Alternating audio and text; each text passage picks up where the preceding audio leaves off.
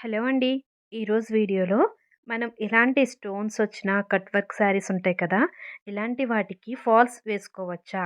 వేసుకుంటే ఎలా వేసుకోవాలి అనేది వీడియోలో చూపిస్తాను. ఫాల్స్ అయితే వేసుకోవచ్చండి. నేనైతే వేశాను. అది జిగ్‌జాగ్ చేయొచ్చు, నార్మల్‌గా కుట్టొచ్చు. ఎలా అనేది చాలా క్లియర్‌గా వీడియోలో ఎక్స్‌ప్లెయిన్ చేస్తాను. ఒకసారి ఎండ్ వరకు చూడండి. మీకు ఉన్న డౌట్స్ అన్నీ క్లియర్ అవుతాయన్నమాట. చాలా క్లియర్‌గా చూపిస్తాను. అసలు ఆ శారీ చూసారా? ఇదంతా స్టోన్స్ అనమాట. కట్ వర్క్ వచ్చిన స్టోన్స్ అండి. స్టోన్స్ వచ్చాయి. అలాగే మనకి కట్ వర్క్ కూడా వచ్చింది. ఇక్కడ మీకు 2 డౌట్స్ క్లియర్ అవుతాయి. ఇలా స్టోన్స్ వచ్చినప్పుడు ఎలా కుట్టాలి? కట్ వర్క్ వచ్చినప్పుడు ఎలా కుట్టాలి? 2 డౌట్స్ కూడా క్లియర్ అవుతాయన్నమాట. ఫస్ట్ అయితే ఇక్కడ నేను ఇక్కడ నా ఎలక్ట్రిక్ మిషన్ ఉంది కదా! మీకు ఆల్రెడీ చాలా వీడియోస్‌లో చూపించాను. ఇక్కడ ఫుట్ మార్చుకుంటున్నాను. ఎందుకంటే ఇది ఓ వైపున పీకో చేయాలండి. సో, కాబట్టి పీకో చేయడం కోసం ఇలా ఈ సెట్ అయితే చేసుకున్నాను. ఇక్కడ మీకు పీకో కూడా చూపిస్తాను. ఒకసారి చూసేయండి. ఒక 1 మినిట్.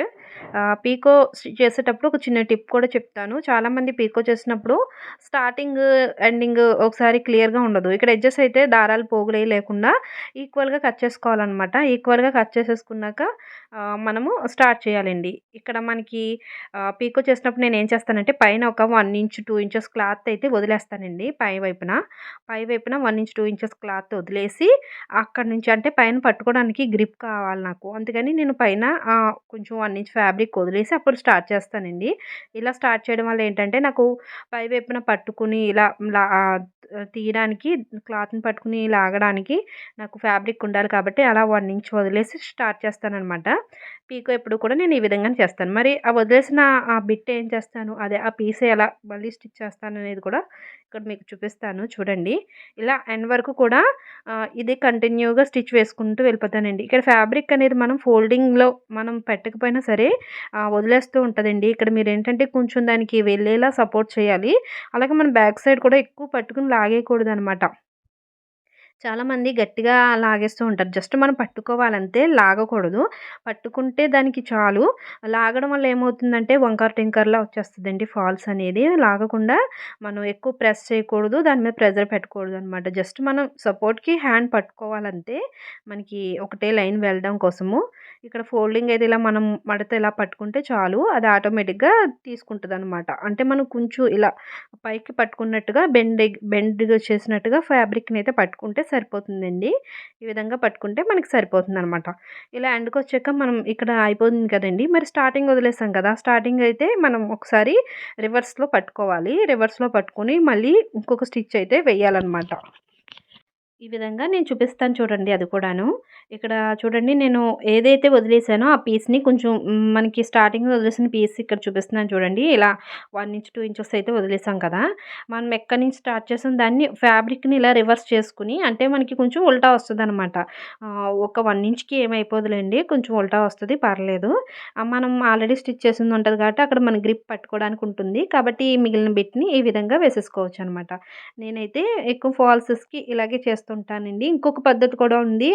మరొకసారి వీడియోలో చూపిస్తాను. ఇక్కడైతే ఈ విధంగా అనమాట. ఇక్కడ ఫ్యాబ్రిక్ అది వదలకుండా ఒక్కొక్కసారి చిక్కు పడిపోతుందనమాట. దారాలవి పోగులు ఎక్కువొచ్చేస్తేను. అందుకే మనం పెట్టేటప్పుడే కరెక్ట్‌గా సెట్ చేసుకొని పెట్టుకోవాలండి.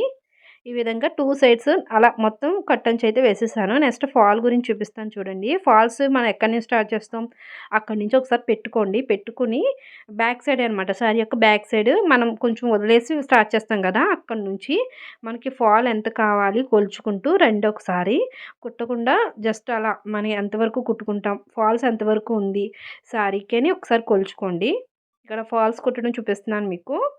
కొంచెం వదిలేసి మిగతాదంతా కొలుచుకుంటూ స్టార్టింగ్ అంటే ఎక్కడి వరకు మనం పై వరకు కొంచెం కుర్చీల వరకు వస్తాం కదా! అక్కడి వరకు కొలుచుకుంటూ రండి. ఇక్కడి వరకు మనకి ఫాల్ అయితే ఉంది. అంటే ఇక్కడి వరకు మన స్టిచ్ అయితే పడుతుంది. సో, నేనిప్పుడు ఏం చేస్తానంటే కొంచెం ఫోల్డింగ్ చేసి క్లాత్‌ని ఫోల్డింగ్ చేసి పెట్టుకుంటున్నాను. అదే ఫాల్స్‌ని ఫోల్డింగ్ చేసి రివర్స్‌లో ఇలా పెట్టుకోండి. పెట్టుకున్నాక మనం ఇక్కడ కట్ వర్క్ ఉంది కదా! మరి క్రింద వరకు వేసేసామనుకోండి ఫాల్ అనేది కనబడుతూ ఉంటుంది. కాబట్టి మన కట్ వర్క్ ఎక్కడి నుంచి స్టార్ట్ అయిందో అక్కడి వరకు మాత్రం పట్టుకోండి.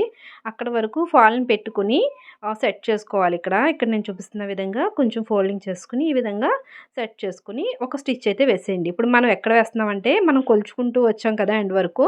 స్టార్టింగ్ నుంచి కట్టు చెంగు నుంచి కొలుచుకుంటూ వచ్చాం. మనకి ఎంత కొంచెం వదిలేసి కొలుచుకుంటూ వచ్చాం కదా!